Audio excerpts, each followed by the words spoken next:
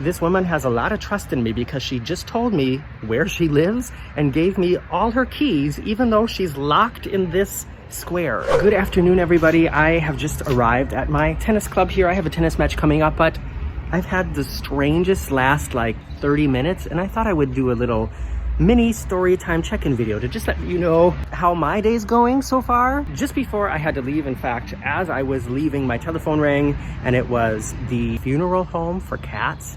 They called to say that Chili is back from being cremated. My cat, I had to have her put to sleep a couple weeks ago, so she was sent to the crematorium, was cremated, and the paw print that I requested and the ashes of Chili have returned, and she wanted to make an appointment with me to come and pick it up, but I was already kind of late, so I asked if I could call her back tomorrow, and that just sort of put me in a weird mood to think that, okay, this is done, you know what I mean? So anyways, I was in a hurry. I grabbed my bike, my old crappy bike, because I still haven't gotten a new bike since it got stolen. That happened too. Ran out of my house, and when I left, like, to get out of the complex that I live in, there's a gate that goes to the street. So I open the gate, it goes to the street, and across from me, there's a woman peeking out like through two, it's hard to explain. Here in Germany, a lot of houses have like a little square, like building complexes have a little square in the middle of them. So like the windows on one side of the apartment will look out to the street, and on the other side of the apartment will look like into this square. And those squares are built literally because people used to have a place then to keep their horses and things like that, you know, not maybe 100 years ago, 200 years ago, and longer. Now they're used to, people park their cars there. Some of them have little playgrounds built in them, and some of them are kind of blocked off because they're technically just for the people who live in that complex. Anyway, so there's this woman peeking out through the bars of the like door that go to this area of her building, and she looks over and she's like, "Can you help me?" I'm like, "Sure." And I go over to her, and she's locked into her square, which is strange, but I understand how it can happen, and it's because you should always be able to get out, but for some reason somebody had locked the function of the door in order to get out, which is actually kind of dangerous, because if there's a fire or something, she would have been stuck in there. Anyways, so she's like, "Can you please help me?" She explained to me, "I'm locked in here. I live in this building right here, but somehow this door is locked, and I need you to take this key."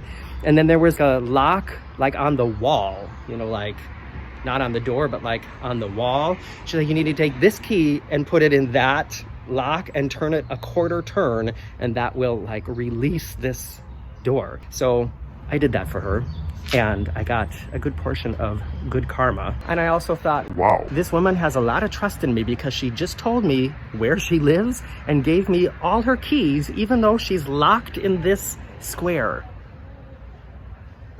Luckily, I am a trustworthy person. I let her out. She was very thankful.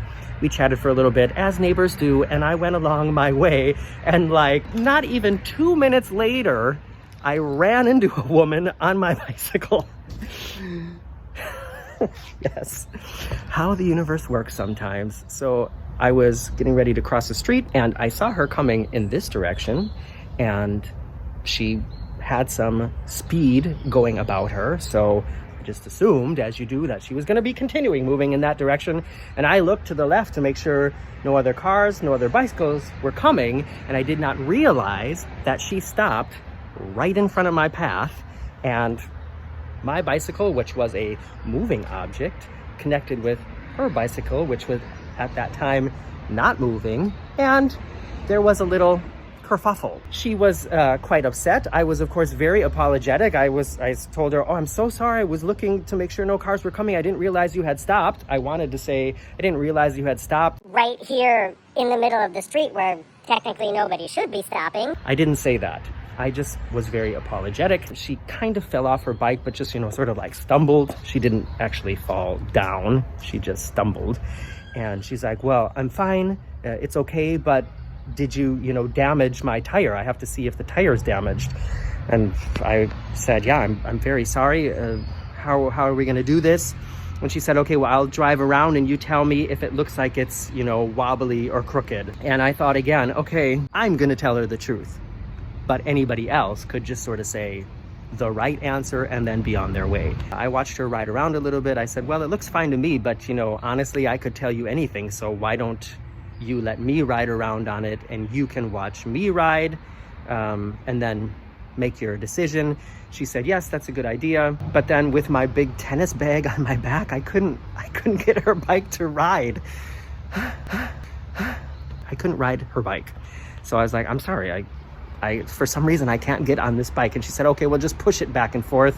And then she was like, you know what, it's fine, don't worry about it, you're a very nice person, thank you for taking the time. I'm sorry, I was just a little flabbergasted, but it's all good, you're fine. And then we chatted again, as neighbors do, and I went on my way. I guess I got a good karma point for unlocking the woman out of her square, and that was immediately taken away from me again for slamming into this woman's bike on my bike, even though she stopped where she wasn't supposed to stop. And that's how my day's been going so far. What happened to you today? Now I have a tennis match against an opponent who I've played with many times and only beat once. So let's see what karma has in store for me now. I hope you enjoyed this little story time. Make sure you press a thumbs up before you go and consider subscribing. That makes me happy and will brighten up my day even more. See you soon.